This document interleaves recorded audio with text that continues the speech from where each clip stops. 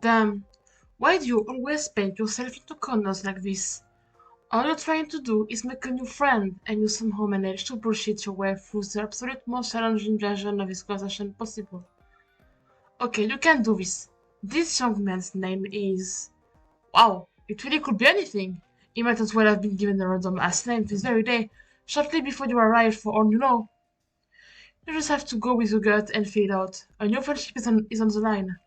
His name is wait, no, he's making a bad face. You're on the wrong track. Oh, he's backing up. It is good. G? Nope, bad face again. It's not Jimmy or Jillian. That's not even a name. Anyway, Joe. Yes, he likes that. John Bremy. Shit, it was disgusted. Abort. John Bremy. You still can be quite the fucking idol sometimes. John Derson. John Derson? Wait, he looked pleased for a minute. Then he looked like he just stepped on a lemon. Jesus Christ, you're bad at this. You were close there. John Der built? Yikes, no. Ah, you got it. It's just John. Of course you don't know what you were even thinking. Yes, you do. Those were just goofs, you explained to John. Men love goofs. His name is John, he said confidently, as if you had it in the bag all along. Not your non-existent mail bag which you told him dropped in the sewer. Your real bag where the good shit is. Such a incredible ability to guess someone's name in 5 or 6 tries. That's right! Hey, whoa! I guess it's true then. Men really do know practically everything. You smile. Finally, it feels like this friendship may be starting to click. It was rocky there for a while, as you had to spin and integrate nearly flawless web of lies to smooth over the final to destroy each initial personal property. But you're pretty sure you're in the clear now, and you never have to justify yourself to him again. Well, as nice as it is to meet you, Mr. Mailman, to be honest, this just kind of sucks. I've been waiting for the really good game to arrive in the mail, but it's been a few days already, and now I'm starting to think it got lost in the mail. It might just never come now, and I'm kind of bummed out about it. I had some hope it would show up on my birthday as like a present? From nobody, really. Just a present out of thin air, I guess. Like it was going to be destiny or something? Oh well, I guess magic really is as fake as all the atheists say it is. You know that long very wisely. Oh yes, you say. You can kiss that game goodbye. It definitely got lost in the mail. It is never ever going to be delivered. The Postmaster General just told you a few seconds ago, for your wireless earpiece, which is hooked onto the US parcel mainframe. You tell John is right to disbelieve in magic. It's fake as shit. It's time for him to get used to the idea. They will probably never play this game, whatever it was. It's probably stupid anyway. Most games are. You should try to get used to whatever kind of life he is going to live from now on in the absence of this dumb video game. Yeah, you're right. I think I got too worked on about it. It probably does suck actually. I think Game Bro only gave it like 2 hearts out of 5 hearts. It might have been less than that actually. God, what a piece of shit it probably was. You know, I think I have to thank you, Mr. Mailman. You really opened my eyes today. I'm going to forget I ever heard of the dumb game and just try to enjoy my life. Talk to my friends and got in my room and... I don't know. Come to think of it, maybe I was looking forward to playing that game with my friends so much because I'm... lonely? I'm almost a little embarrassed to admit I don't actually have any real life friends. Oh, this is it. This is your in. This nice boy seems to be jonesing for friendship as much as you are, and you've laid all the groundwork for becoming his best bro so expertly. You just need to slide right into his life, with just a few more sympathetic remarks. You actually have a lot of experience with this by now. You made so many friends in so many strange places and with such mixed results. Or you think you did? Actually, you can conjure up any of the names or face right now. It probably isn't important. Actually, let's never speak of that again. What matters most is you here now making a sweet new pal named John. You casually mentioned that this is the end of your mailerhood, and not have any much else going on in your life. Maybe you and he can hang out for a while? If he doesn't mind, that is. You want to hang out with me? Like just a main man and a 13-year-old boy just being buddies? You shrug a little, as if you don't care much, but you really, really care.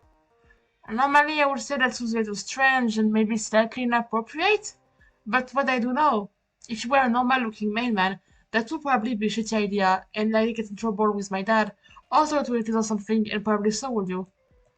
But you seem different, like maybe you haven't even a person?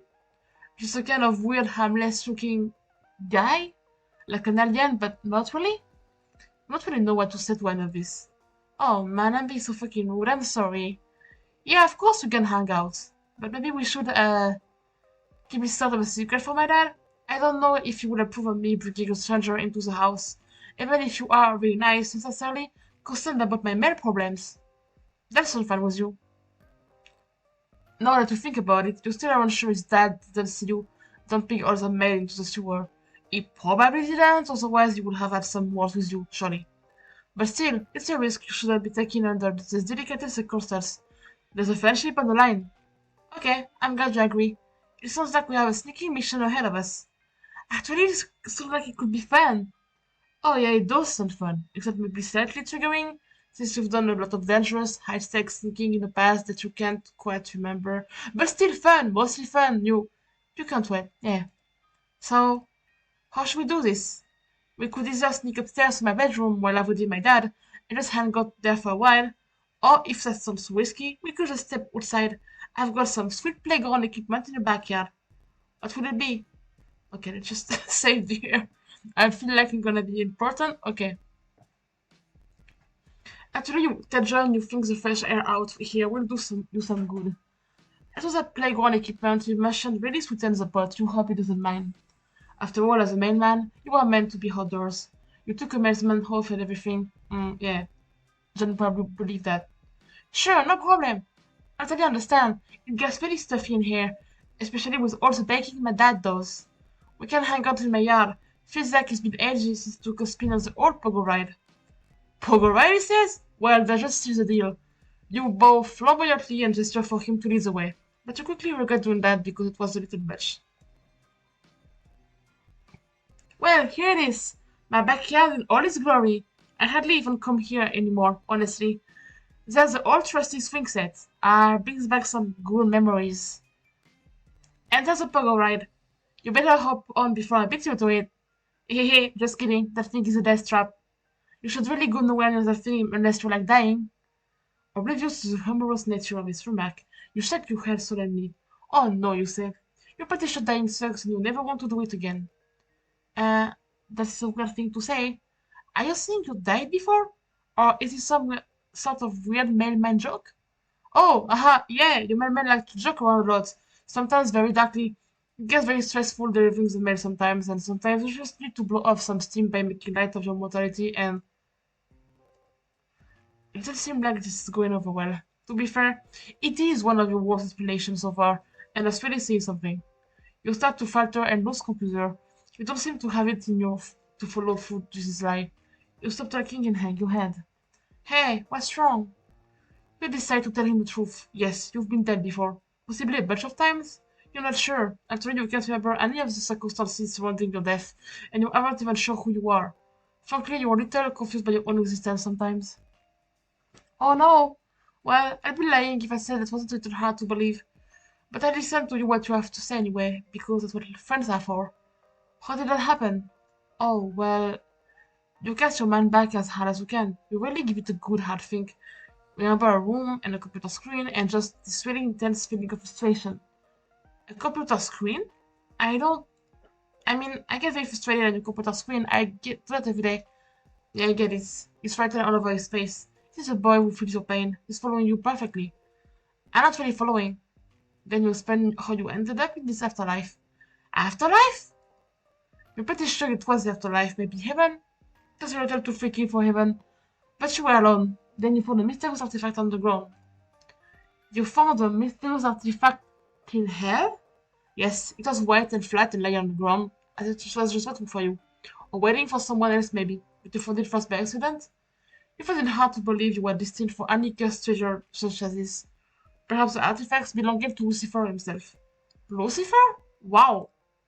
Oh, you did not realize you said that Lucifer thing out loud. Maybe you should consider reading this a bit? You're beginning to wonder if you're coming off as a little unaged here. Except John is clearly transfixed in your story and looking a little concerned. I guess there's no going back now. You committed yourself to be the truth, as insane as it sounds. So you saw something weird. It looked like a little house. So the best thing to do was to stick your hand inside the house. So that's what you did. Then you felt funny and teleported to the Hall of Hell. That's what you found here on Earth, where you then become a mailman and decided to have a long and winding career of delivering the mail. And then you met John and you know you're basically best friends. Yeah. This all sounds pretty fucked up. Yes, it does, doesn't it? You are back to believing you're a crazy person again. He probably doesn't believe you. It seems like you're going to have to take this even further, or risk eroding the foundation of trust this blessing friendship is built on. You mentioned that you were pretty sure the Devil's Treasure gave you some magic powers. Magic powers? Like what? You're not sure. You can sort of teleport now? As I'm pretty sure you can time travel. You haven't tested it on much, I mean. Teleportation and time travel, huh? That's a lot. You can prove it, you said desperately. Suddenly, it feels like the friendship is hanging by a thread, and you'll do anything to preserve it. It's time to bring out the big guns. The revelation to this boy that, contrary to all known scientific wisdom, magic is far from fake, it is real as shit. For instance, you remind him that you both almost went up to the bedroom, but decided not to because the trek across the earth was too risky. But what if you could just teleport there? Sounds like an hand trick. I'm still guessing it's all bullshit though, like a prank. That's okay though, I love pranks. Ah, but it's not a prank, at least, to think. You never actually tested this power at all. God, you hope you don't end up making a fool of yourself. Everything is right in all this. Hey, what are you? Here goes nothing.